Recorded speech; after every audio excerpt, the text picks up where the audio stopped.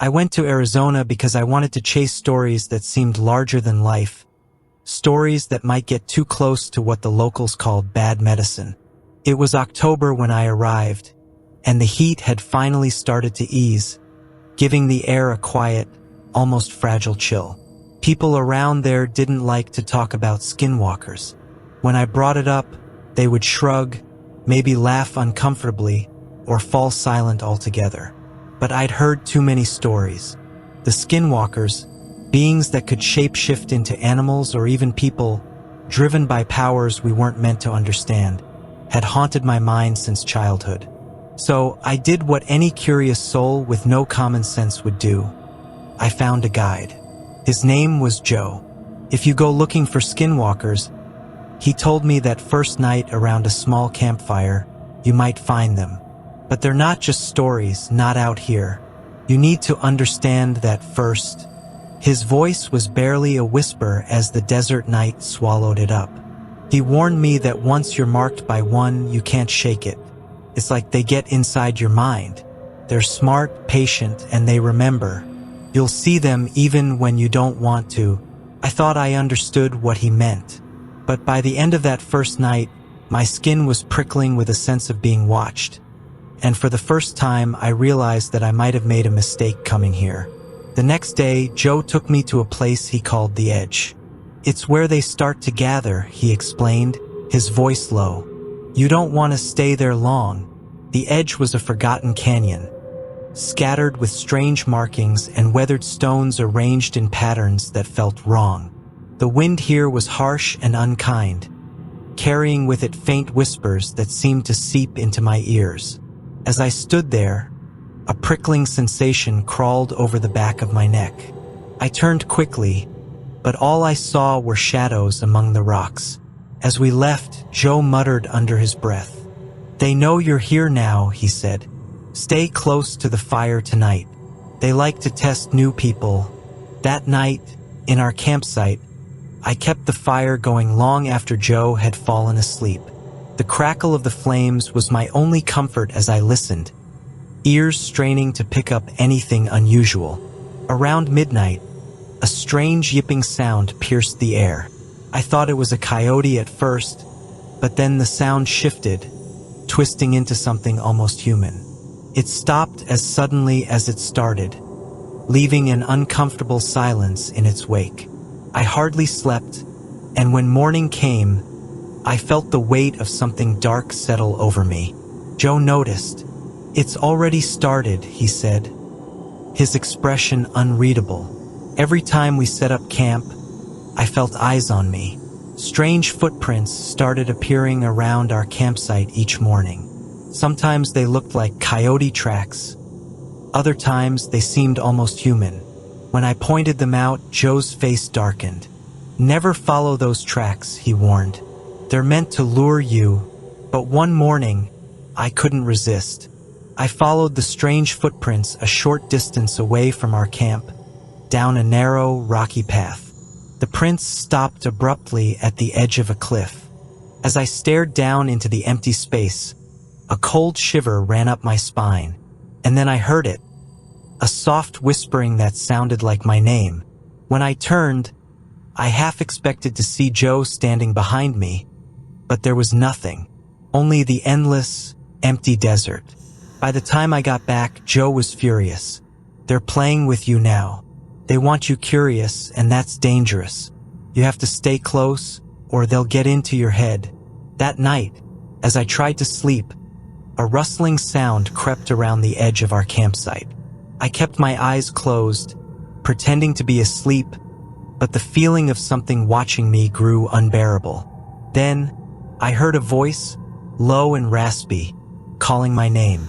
It was my voice mimicked perfectly, yet twisted somehow. The Skinwalkers had found me, and they were letting me know they could take my voice whenever they pleased. Days blurred into one another, each one feeling more oppressive, like the desert itself was turning against me. I began to see shadows where there should be none, flickering in my peripheral vision. Once, I thought I saw a coyote standing just beyond the firelight, watching me with unblinking eyes. But when I looked directly at it, it vanished, as if it had never been there at all. Joe noticed my fear and tried to reassure me in his own way. "They'll try to drive you crazy," he said. "They thrive on fear. Don't let them see it." But that was easier said than done. I started to feel isolated, as if the world outside the desert didn't exist anymore. Every night, the strange noises grew closer, louder. I couldn't shake the feeling that something was waiting, watching. Then one night I woke to find Joe gone. His sleeping bag lay empty beside the fire. Panicked, I searched the area, calling his name. But my voice was the only sound, swallowed by the vast darkness. Just as I was about to give up, he appeared at the edge of the firelight, looking dazed. "Don't ever follow me if you find me gone," he said, his voice rough. "If they take me, don't come looking. Promise me that." Joe's disappearance marked the beginning of a new phase in this nightmare. Then I started losing track of time. Hours would slip by without explanation. Once, I found myself miles away from our camp with no memory of how I'd gotten there. I was covered in dirt, my hands raw as if I'd been clawing at the ground. The Skinwalkers were inside my head now, weaving my thoughts into confusion, bending reality until I couldn't trust my own senses. Finally, one night, I couldn't take it anymore. I told Joe I wanted to leave, but he just shook his head. "They've marked you," he said. "It doesn't matter if you leave. They'll follow." Desperation set in, and I decided to escape on my own. In the dead of night, while Joe was asleep, I grabbed a flashlight and started walking. The desert stretched on in eerie silence, but I kept going, forcing myself not to look back. But after hours of walking, I realized I was going in circles. No matter which direction I went, I ended up back at the same place, a small cluster of rocks marked with strange symbols. They seemed to pulse in the moonlight, and I felt a sickening sense of dread wash over me. Then I heard footsteps. I turned, and there, standing in the darkness, was Joe, or at least something that looked like Joe. "Go back," he said, his voice hollow. "This is their place now." I staggered back to camp, but things had changed. Shadows moved where they shouldn't, and whispers filled the air, circling me in layers of dread. The Skinwalkers were everywhere now, their presence so thick it felt like the air itself had turned against me. Joe sat by the fire, staring into the flames. He looked older, weaker, like he was barely holding on. "They're coming for you tonight," he said. "Stay by the fire.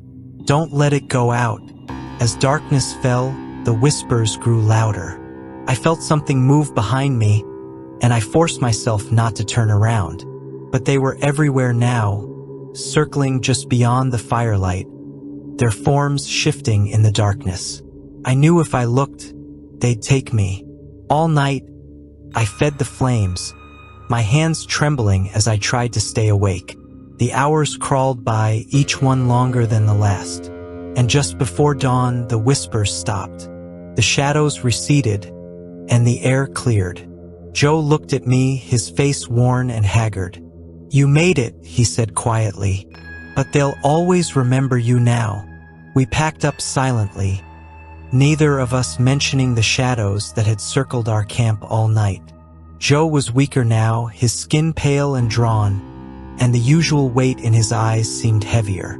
We began our walk back toward the main trail, the silent expanse of desert stretching in every direction. But the longer we walked, the more I felt that the desert was no longer empty. Shapes appeared in the distance, twisted figures just beyond the line where sand met sky, their forms dissolving when I tried to look directly at them. Joe noticed too. I saw him glance at the shifting horizon, his hand trembling as he adjusted the strap of his pack. As the sun climbed higher, I felt a gnawing realization settle over me. The Skinwalkers weren't bound to the night. They were tied to me now, following in the folds of my mind, my thoughts, each echoing with a shadow of their presence. I quickened my pace, hoping that distance would weaken their hold. But Joe knew better. "There's nowhere to hide now," he said, his voice low. "They'll follow you as far as you go." When we finally reached the edge of the town that afternoon, Joe stopped me just before the dusty road gave way to pavement. "This is where I leave you," he said, his voice almost lost in the dry desert breeze. I stared at him, struggling to process his words. He had been my guide, my only link to understanding what had happened out in that desolate place. The thought of losing that anchor felt like the ground was shifting beneath my feet. "Wait, Joe," I started, but he shook his head. "You've seen too much, and they know it," he said, his gaze hard but pained. "And they'll always come back, like a shadow. I can't walk this road with you anymore." Without another word, he turned and started back into the desert. I watched him until his figure became a blur against the landscape, the sun swallowing him whole. Alone now, with only the memories of what had happened, I headed into town, my mind already haunted by what I had seen. Back in the city, I tried to fall into the routine of my old life, hoping normalcy would dull the edges of what had happened. But even the familiarity of home couldn't shake the feeling that something was still wrong.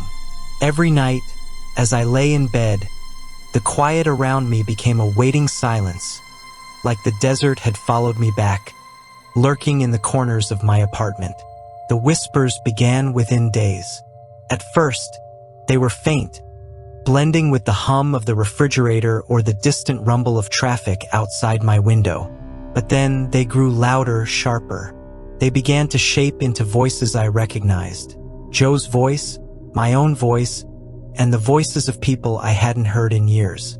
They called to me from the dark, taunting, reminding me of what I'd seen, what I'd heard in the desert. One night, I woke up to find my apartment bathed in an eerie, silvery glow. It was the middle of the night, but outside, the city lights seemed to have dimmed, leaving my room in an unnatural twilight. The shadows on the walls stretched, twisted, merging into shapes that seemed almost alive. I could feel their eyes on me, watching from every angle. I lay there, paralyzed, my mind struggling to cling to logic, to reason. But as the shadows shifted, taking on forms I didn't dare name, I knew the Skinwalkers had found me once again. Over the next few weeks, the presence in my apartment became undeniable. I started seeing things that shouldn't be there. Strange shapes flickering in mirrors, dark forms darting just out of sight.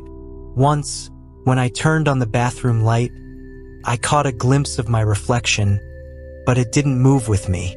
It stood there, staring back, eyes dark and knowing, as if something had slipped into my place.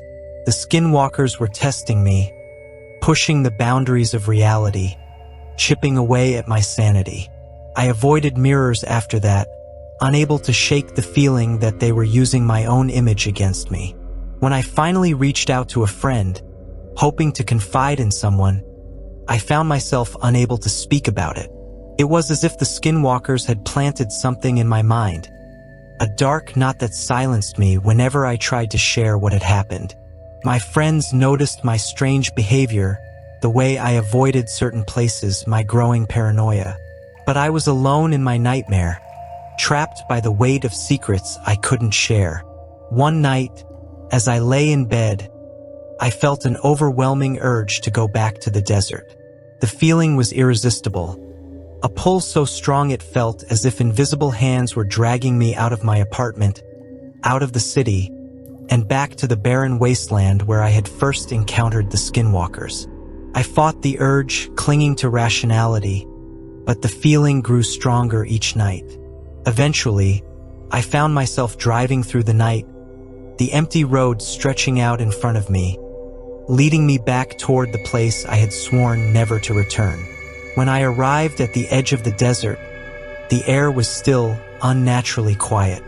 The familiar shapes of the rocks and the distant mountains loomed in the pale moonlight, casting long, skeletal shadows across the sand. I stepped out of the car, feeling the oppressive weight of their presence all around me. They were waiting, hidden in the darkness, their eyes fixed on me. I could feel their silent laughter, mocking me for my weakness, my inevitable return. They had drawn me back, like a fish on a line, into the heart of their territory. I wandered aimlessly through the desert, my thoughts muddled, my steps unsteady. It was as if they had taken over my mind completely, clouding it with visions of things I didn't want to remember. Strange shapes appeared in the distance, dark figures that looked both human and not, moving in unnatural, jerking motions. One of them stood apart, a tall, cloaked figure with eyes that burned like embers in the darkness. I knew instinctively that it was one of the old ones, the original Skinwalkers, ancient beyond comprehension. It raised a bony hand, gesturing for me to come closer. I fought the urge, but my body betrayed me, my legs moving of their own accord. As I drew nearer, the figure began to whisper, a language that was neither sound nor thought but something older, something that reverberated within me, shaking my bones. The words drilled into my mind, filling me with visions of endless desert, a barren wasteland where time itself had ceased to exist. I could feel them binding me to this place, etching their presence into my soul. They weren't content with haunting me from afar anymore. They were claiming me, drawing me into their world. I don't know how long I stood there, paralyzed, as the Skinwalker spoke in its ancient tongue. But at some point, I became aware of a sharp pain in my hands, a searing heat that snapped me back to reality. I looked down to find my hands clenched around a rough stone, my knuckles white with strain. Joe's voice echoed in my memory, his last words, "Stay close to the fire. Don't let it go out." With a surge of desperation, I stumbled back to my car, grabbing the lighter I kept in the glove compartment. The desert around me was thick with shadows, closing in, but I managed to strike a spark.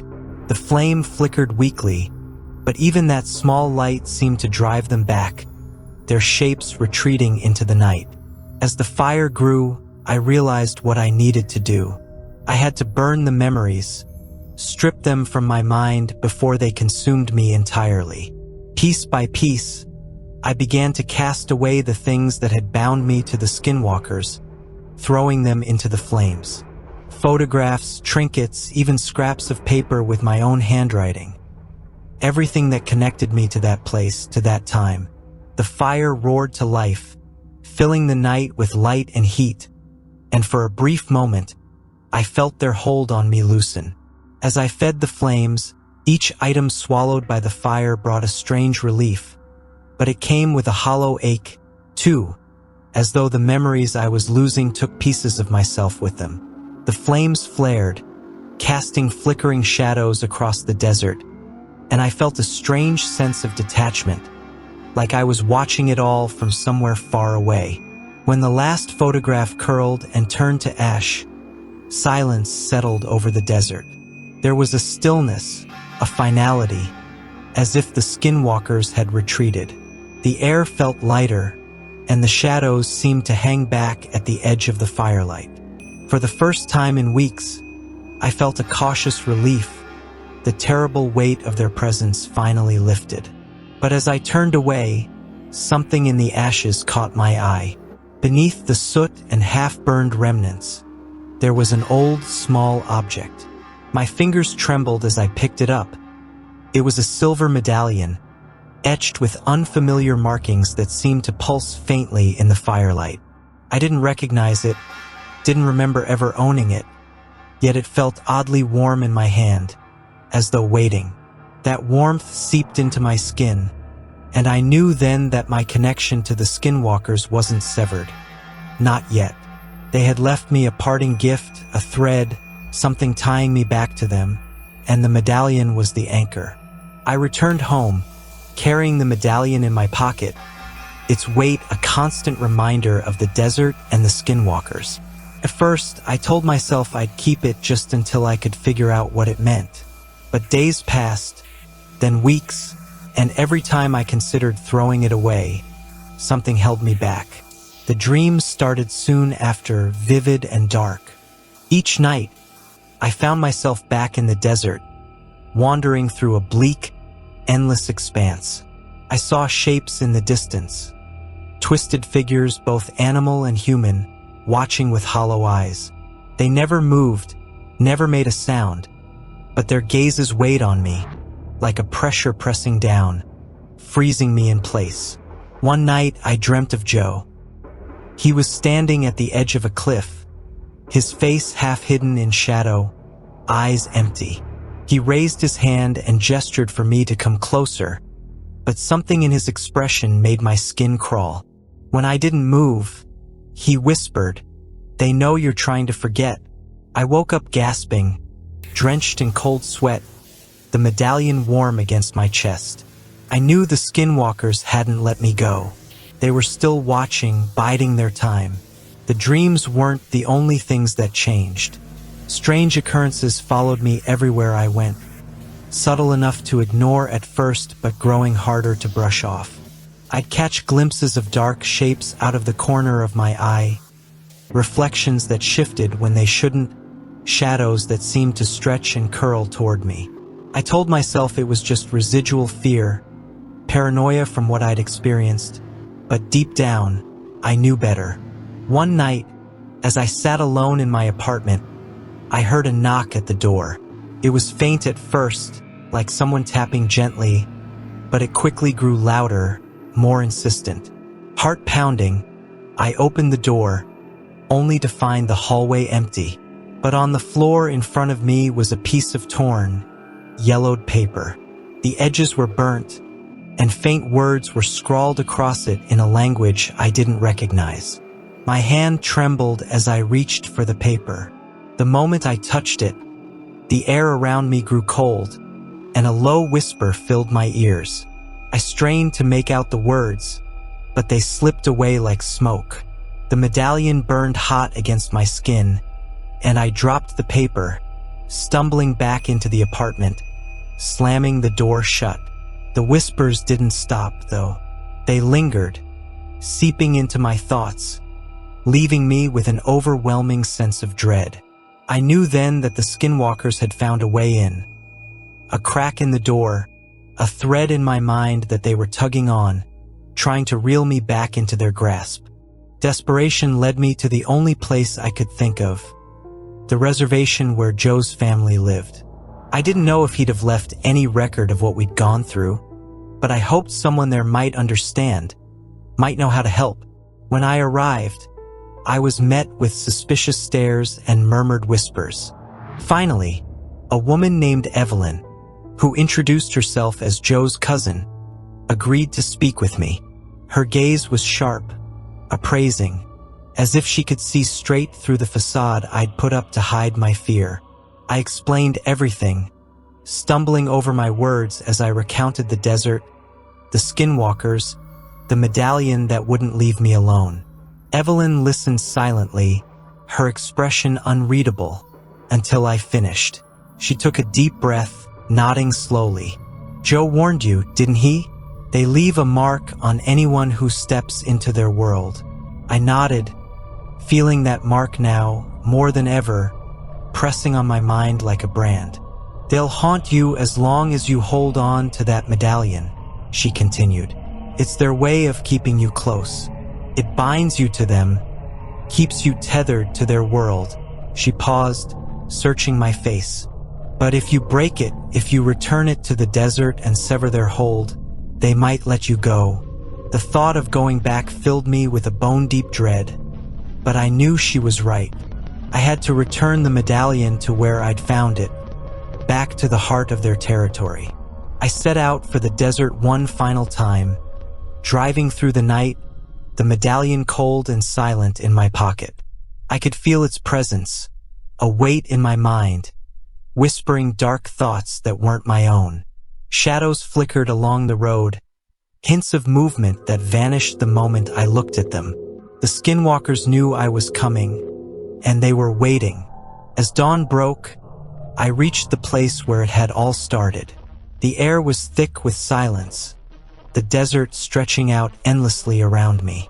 I could feel their eyes on me, a pressure pressing down from all directions, thickening the air until it felt like I was wading through water. I made my way to the cliff where I'd seen Joe's shadow in my dream. The ground felt wrong beneath my feet, like I was walking over bones. My fingers trembled as I held the medallion up to the light, ready to cast it down, to sever the connection once and for all. "No need," whispered Joe. "You don't know what you're giving up." I set out for the desert one final time, driving through the night, the medallion cold and silent in my pocket. I could feel its presence, a weight in my mind, whispering dark thoughts that weren't my own. Shadows flickered along the road, hints of movement that vanished the moment I looked at them. The Skinwalkers knew I was coming, and they were waiting. As dawn broke, I reached the place where it had all started. The air was thick with silence, the desert stretching out endlessly around me. I could feel their eyes on me, a pressure pressing down from all directions, thickening the air until it felt like I was wading through water. I made my way to the cliff where I'd seen Joe's shadow in my dream. The ground felt wrong beneath my feet, like I was walking over bones. My fingers trembled as I held the medallion up to the light, ready to cast it down, to sever the connection once and for all. "Don't," he whispered. "You don't know what you're giving up." I hesitated, my mind filled with memories of Joe, his guidance, his friendship. It was them using his voice, his face, twisting his memory to weaken me. With a surge of resolve, I hurled the medallion over the cliff. It vanished into the shadows below, and for a moment, the desert held its breath. The moment the medallion disappeared, the air around me grew cold, freezing, as though I had unleashed something ancient and angry. Shadows surged up from the cliff, spiraling around me in a cyclone of darkness. I felt them press in, voices shrieking, a cacophony of rage and fury that made my ears ring.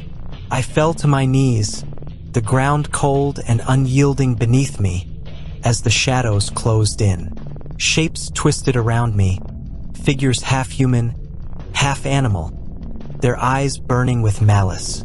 I could feel their hands reaching out, clawing at my skin, their fingers like ice. But something in me resisted, a stubborn will that refused to let them take me. I forced myself to stand, staring into the swirling darkness, my voice steady as I shouted, "I am not your property, not anymore."